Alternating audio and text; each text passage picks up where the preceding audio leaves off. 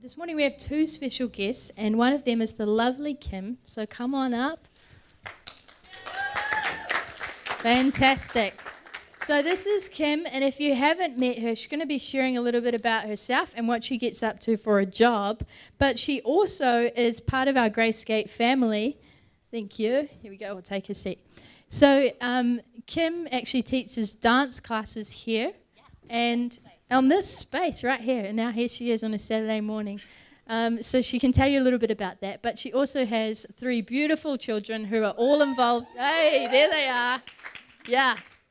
That's right, and they're all actually involved in different areas of Gracegate as well. So you might not always see them up on stage, but they're working hard behind the scenes. So Kim, do you want to tell us a little bit about yourself? So tell us about your family and what you do in your spare time. Okay. Well, hi everybody. Lovely to be here with you guys this morning. My name is Kim, and I've been married to Dave for 23 years. Ooh, but I was nice. I actually got together with him when I was 15. I remember the first time I met him, which was at Murray's Bay Baptist Church. Nice. And he shook my hand and he said, "Hi, Kim." And he was 4 years older than me, and I went, "Hi, David." And that was it.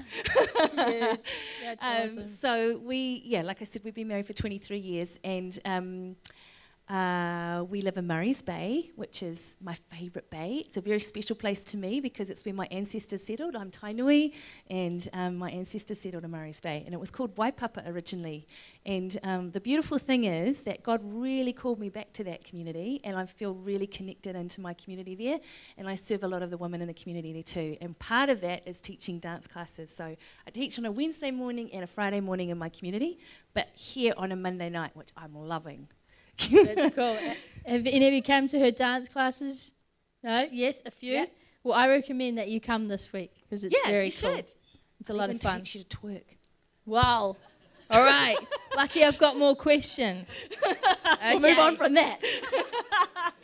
So Kim is a lot of fun, and the dance class is a lot of fun. Her family is a lot of fun, and you just bring a lot of joy, and we just love having you around. Thank you. And we actually love what you do as well. So you work for Immerse. I do. And can you just tell us, what is the problem here in New Zealand currently that you're dealing with daily? Okay, so just to give you a bit of background about Immerse, Immerse is an amazing organisation that started officially last year, but we have been around for 5 years. So the wonderful Ursula Elisara started about 5 years ago, and her co-founder saw the need. They had been in foster care for about 10 years before they created Immerse, and they recognised that there was a big need for caregivers, which there very much is in this country.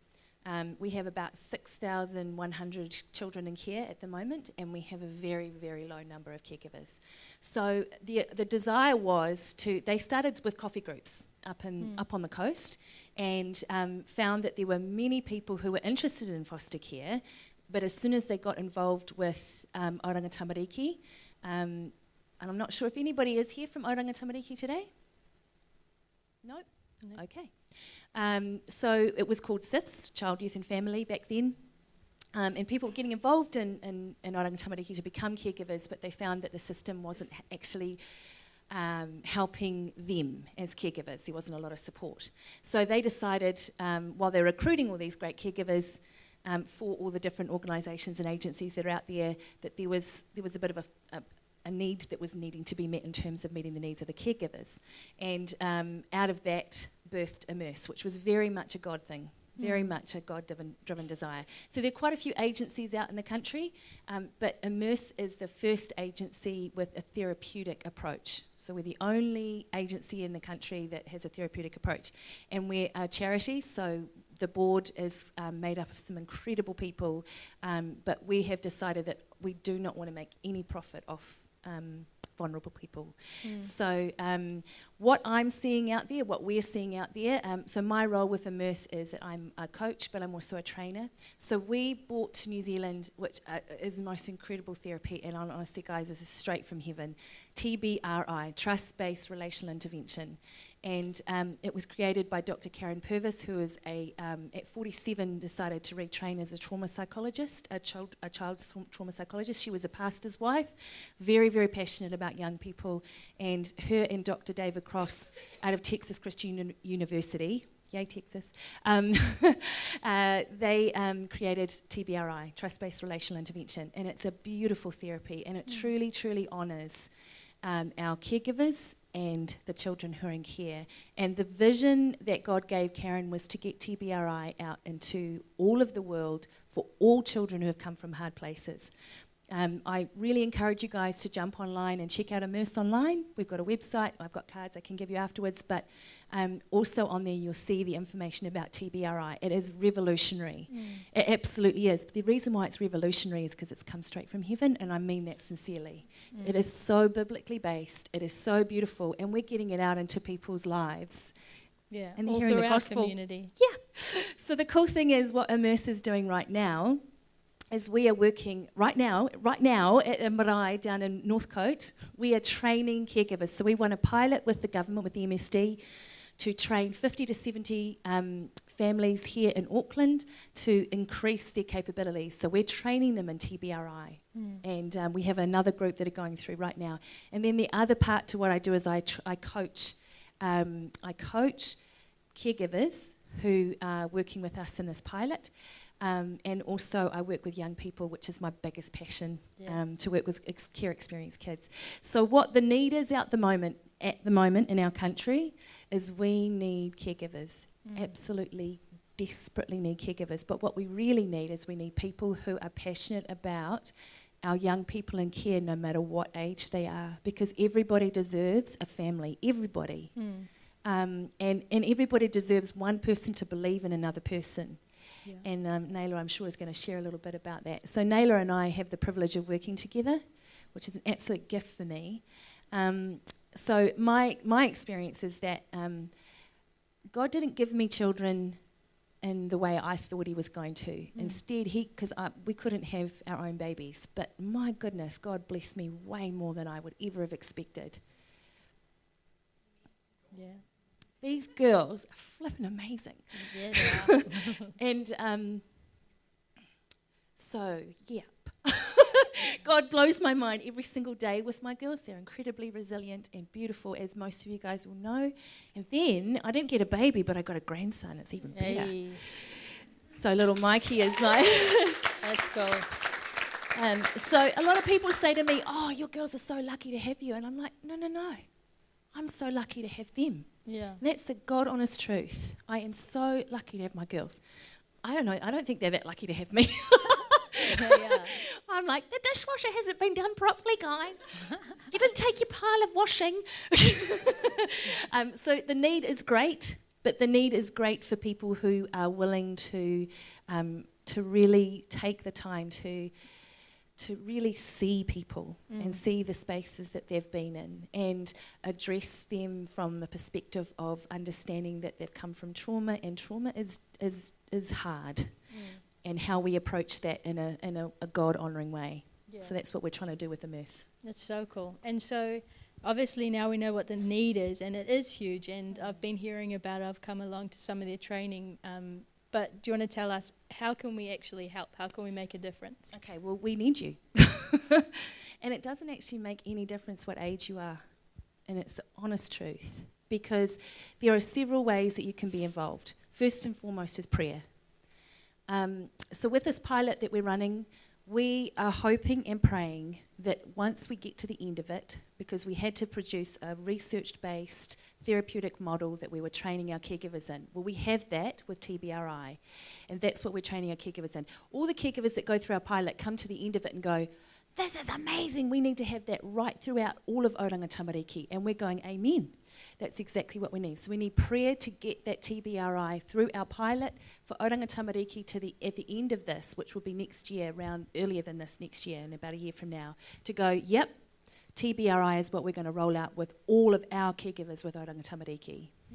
So that's what we need first and foremost, plus praying for the caregivers that we have in our agency, as well as those caregivers that are out there in all the other agencies.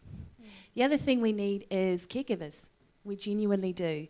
And that could be for respite, it could be for emergency, it could be for transitional, and it could be long-term, permanent. And we need caregivers for all ages. So currently the age has gone up to 18, but the goal is to take it to 21. And it actually should be 25, to be honest, because our brains don't develop properly until we're 25. Did you know that? Guys, for you it's 30, sorry. So we need caregivers. Now we have and I'm sorry to do a bit of a pitch here, but again, it's important that you guys know. On Thursday night this week at Life Church Central, that's in Mount Eden, we have a unpacking fostering night where you can hear more about what we do at Immerse. You can hear more about where you can fit into the picture. But we also need whais and mātuas, so we need people who are happy to have kids who are going to build relationships with them, mentor them. The need is great, but God is greater, and we really need you guys, whether it's in prayer or whether it's coming along and learning how to possibly come on board with us. And can you just unpack a little bit back? You said respite care, emergency care, and fostering. Do you want to explain what those are so people might not be able to take someone full-time into their home, but there's other options? Yep, absolutely. So respite is a regular occurrence. So you would be maybe every 3 weeks you would have a young person who from Immerse who would come into your home and you'd build a relationship with them. So it gives the foster family who are having them full time some time maybe with their own biological children, but it also widens the experience and connections for those children. And that would be a regular occurrence every 3 weeks or 4 weeks on a weekend. And then, so that's respite, and then we have emergency care. So children are uplifted, I don't actually know the statistic, but it's pretty scary, guys, how often children are uplifted. And they're just like literally taken often out of their homes without anything. So you can be called at like 3 a.m. We've got a child who needs a home right now, and that can be up to 28 days. And so then they're then possibly moved into what's called a transitional care. Transitional care, it can be a lot longer. That can be up for a few months. But the work that you do in that transitional care is really key because you're setting that child up for permanent placement with a family. And permanent placement means home for life. So there's those 4 situations. With Immerse, and if you come to unpacking, the unpacking night on Thursday night, you'll see all that we offer, which is a lot. We put a wraparound service around all of our children and all of our caregivers, plus you get fully trained in TBRI, which it's a godsend. Yeah, no, it's so cool. And I just think, like, we always are constantly saying here as a church family, it takes a village to raise a child, and it really does. Even if you just have a free weekend once a month that you can give somebody else a break, that's as easy as that. And I think all of us are capable of doing something. So I just thought it would be so cool if in our community there wasn't kids just bouncing around the place without a foundation of anyone giving them love and showing them their value and their worth. And imagine if we didn't have any kids like that in our community because of the action that we all did as a church family. So, yeah, and I totally agree in terms of the time that you have. It might be small, but it's God can use that time, absolutely. And one of the things that I was thinking about is that I see a few grandmas and granddads out there in the congregation. I am one, I'm a grandma too, and I think about how important it is. Like, my grandparents were really key in my life. I didn't have always the most stable of home lives. My family was normal, dysfunctional, probably a little bit more on the dysfunctional side. But my grandparents were really key to me. Every school holidays we went there, and it was a gift, an absolute gift to have that time with my grandparents and what they sowed into my life. And so even though we're a little bit older, some of us, that's okay. God can do really good things with you. So if you guys want to hear a little bit more about that, come and speak to Kim. We'll be around afterwards. Absolutely. Straight afterwards. And also, definitely check out Immerse. Check out when the training is. Flicker an email. Say, can we catch up? Can we chat? And let's see what we can do in our community. So absolutely. Thanks, Kim. Thank you, Sally. That's great. Cheers. And we actually have Naila with us. Do you want to come on up? Yes. So this lovely lady actually works with Immerse full time. She also works in schools, and she is the youth advocate for Immerse and the things that they're involved in. And about a month ago, a few of us from Gracegate team went to one of their info nights to see what Immerse is about and how we can get involved. And we heard this lovely lady share her story, and it was so encouraging. I've asked her to come and share it with all of you guys. So let's give her a big hand. Take it away, Naila.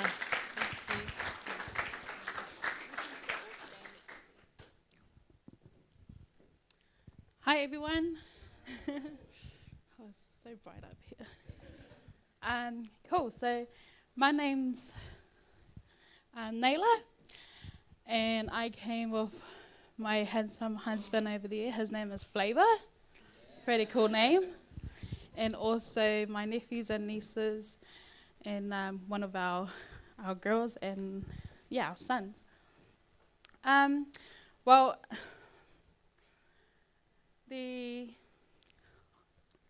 Just the first time. Cool, thank you.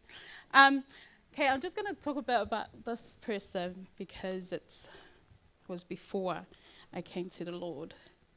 And you know, when Christ transforms, He transforms everything. So I was born in Samoa. I grew up in a family that were quite poor family. My mum was raped by a pastor in the islands. So by the time my grandparents had found her, she already had me, and so they sent her to New Zealand. By growing up with my grandparents, they were always tried to do what they could to look after me, and may not be perfect for everyone, but you know, it's what they knew. There are times where they'll leave me at home while they go and look for food or try and get jobs to get us by. And in that time, I was left with a lot of my own family members who were abusing me, all sorts, from sexual, physical to emotional, mental, and the list goes on.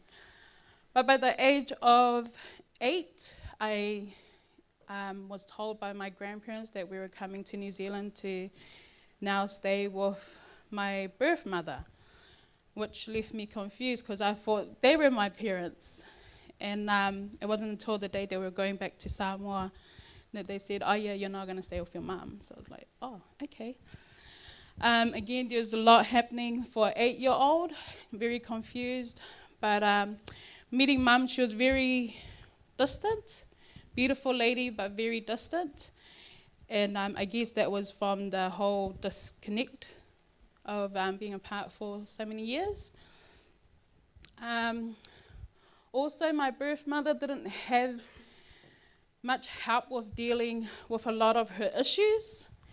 So then I became the punching bag. So every day I would literally get beaten up by my mother. I'll get moved around so many times just so she could hide her tracks. There were also times where, sorry, is that too loud? Okay, there's also times where my school will make reports. So my mum found out, moved me to another school. And I guess for an 8-year-old girl, you wanted that relationship with your mum. So you tried anything, you tried lie for her because you wanted to stay there with her. But at the same time, she didn't know how to connect with this 8-year-old girl. While also because of how I was conceived, it brought a lot back for her. My first placement into foster care was probably a couple of months later, being with mum, so not even a year, and I got into foster care, and that was after so many reports by the schools, neighbours, and doctors.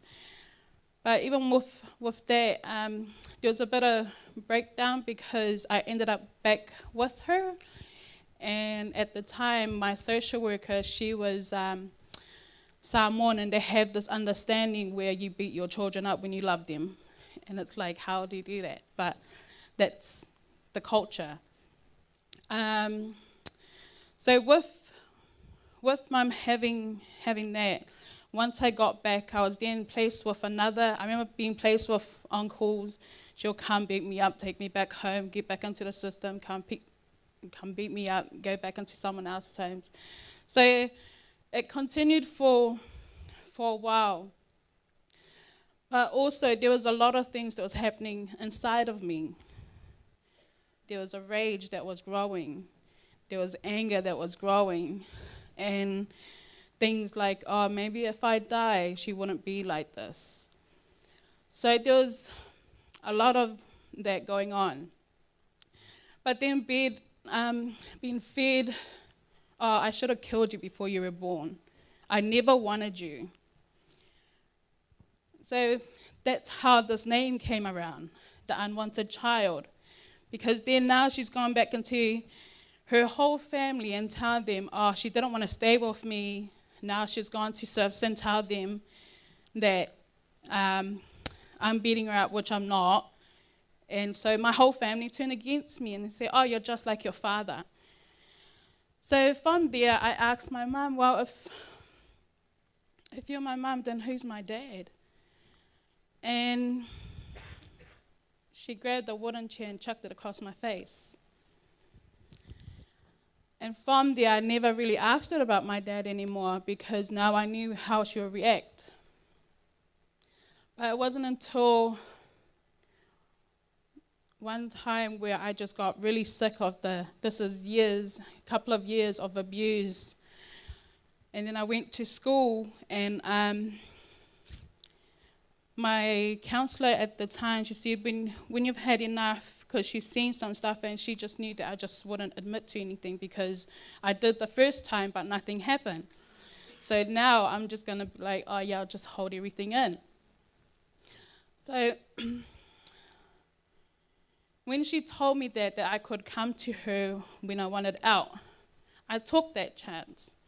Because one was that my body was now very solid, I guess. I got so used to being beaten, by the time I came back into foster care, I could no longer feel the hits. So when I came back into care, I had anger, I was suicidal, and I had a rage that anyone looked at me sideways, I'm going to take you out. And that's because that's what was taught to me. So after being moved around with 30 to 40 different homes, this time I had a different social worker. But the good thing with her, I felt that she was going to fight for me. So there was this trust. But because of you don't really have a permanent home for me, I had to keep moving around until they could find one. And it wasn't until I was 12, for our next one please, that I was put into the home of this woman. This is Sybil Bunyan.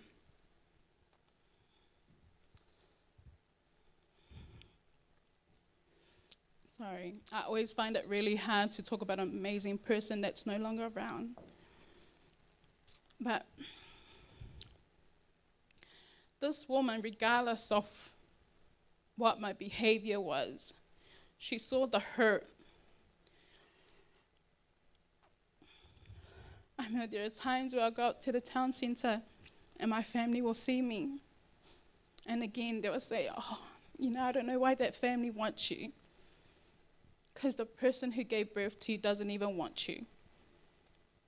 And I remember one day I went back home to her house and I looked everywhere because my mind that day was, today is my last day. I'm never, ever going to see the next day. I hate this. So went home, looked everywhere in the house. No one was home. So she's mum to me. Mum has got the most loudest Honda Prelude in Otara. But yeah, on that day, I couldn't hear anything. A lot of my friends always go, oh yeah, your mom's here, because you can hear her car from down the road. But that day, I couldn't hear anything. My whole focus was this rope, me going. So just before I put my head through the rope, she barges in and just holds me. And it wasn't a hold like, I'm going to beat you up later. It was more of a hold. I got you. I love you. And she kept saying that. You're my girl. You're meant to be for me. And for someone that is not even, sorry.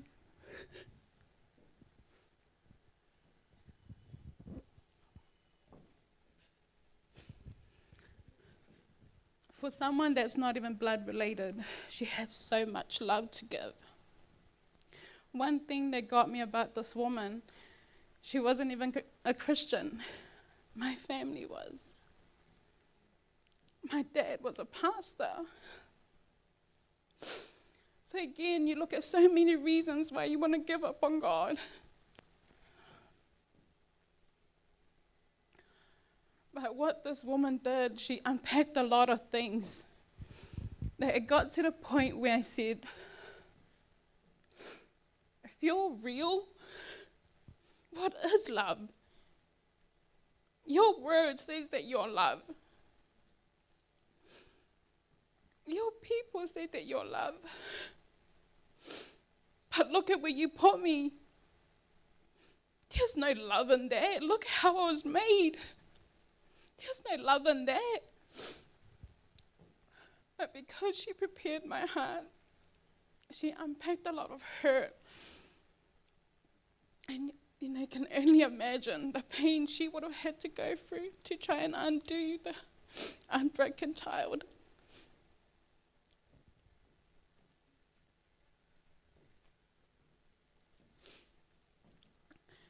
But she did it. I said, I need to know what love is. If I don't ever want to do anything with you. I never want to trust you again. I never ever want to come and serve you.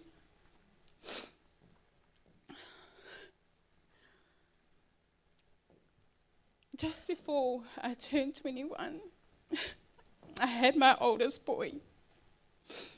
And I think every mother can understand when I say that feeling that rushes through your body when you've just laid eyes on your child.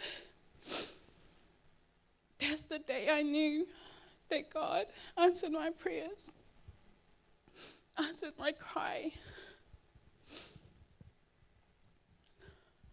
Can I have the next one, please?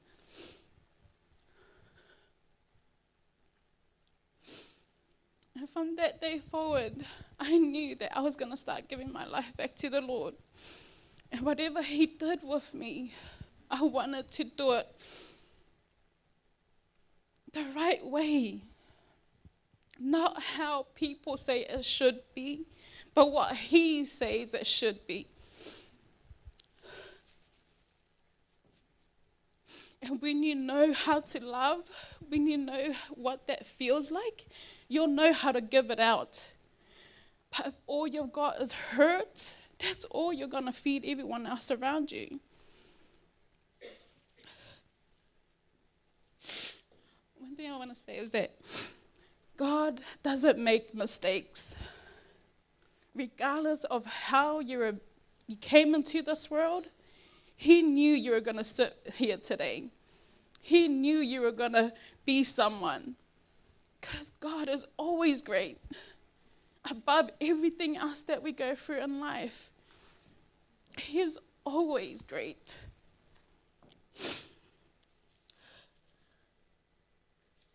You know, so many people look at the tracks of what trauma I had gone through, and I thought, man, no one can deal with that.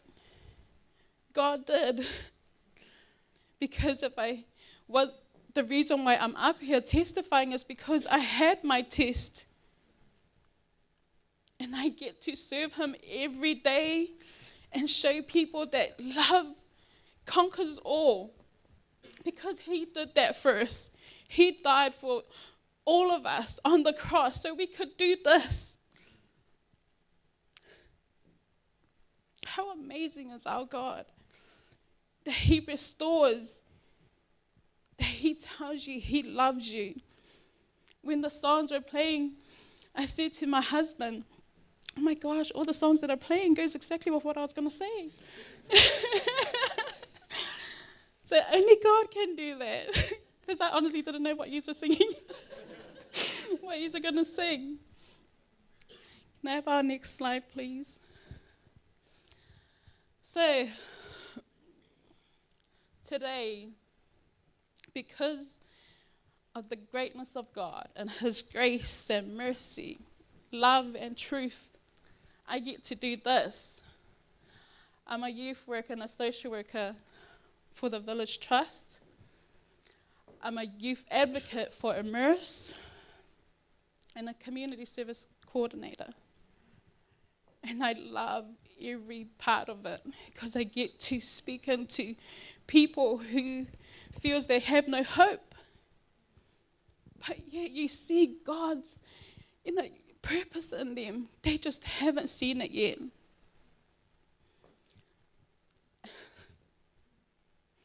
Now, I thank God for every opportunity that I get to do this because I knew that when he answered, you can never have an argument with God and you win. So you got to be really careful. Can I have the next slide, please? This is my family. God gave me that. And also my other children that's been added through foster care, through nephews and nieces. We don't even do much at home, but they won't go home. So, but we love having them around. Our house is too quiet when they're gone. Next slide, please. So this is one of our other babies that we started about 4 years ago, me and my husband. And this, I told my husband my dream. Before we got married, I just shared my heart with him. And for someone to know your past and still love you, he's a godsend, eh? And that comes with a name like that, Flavor. You knew he's going to put some flavor into your life.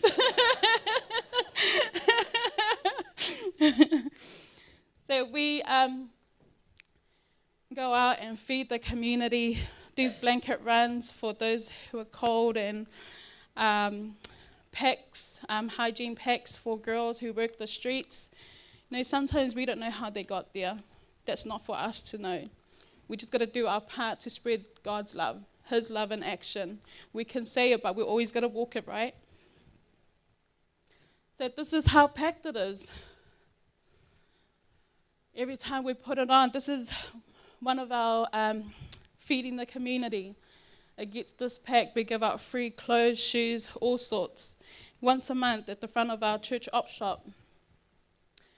And the love that they get to share, sometimes it's not always about scripture, it's that walking it out. And I remember someone said to me, do you know your word inside out to do this? And I thought, wow. And this is the reason why so many people turn away from God. I said, I don't know, but I do know the scripture that I live out. And that he loved me first. And that's why I love others. Can we have our next one, please? When I saw this,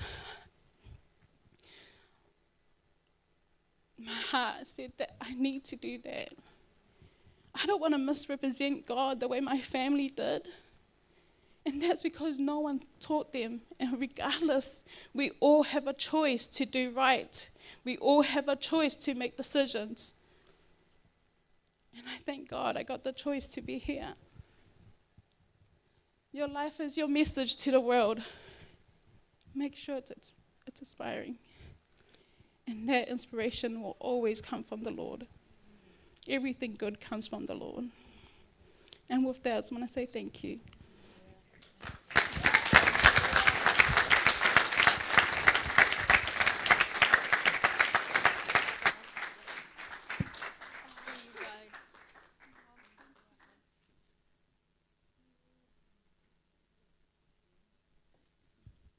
Wasn't that, I don't even know what I'm talking into anymore. Wait, before you go. That was so encouraging, hey? And that takes a lot of guts to get up here and to share your story.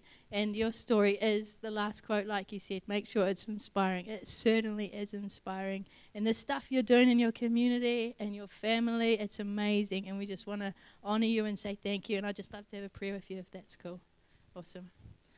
God, we just thank you for this amazing woman and the way that you've led her and the inspiration she is to her family, to her kids, to her community, and to all of us as well. We just pray that you continue to help her to be able to share her story with those who need to know how valued they are and how loved they are, and the potential that they have, the plans that you have for them. So continue to be with her as she's a voice piece for you. Amen.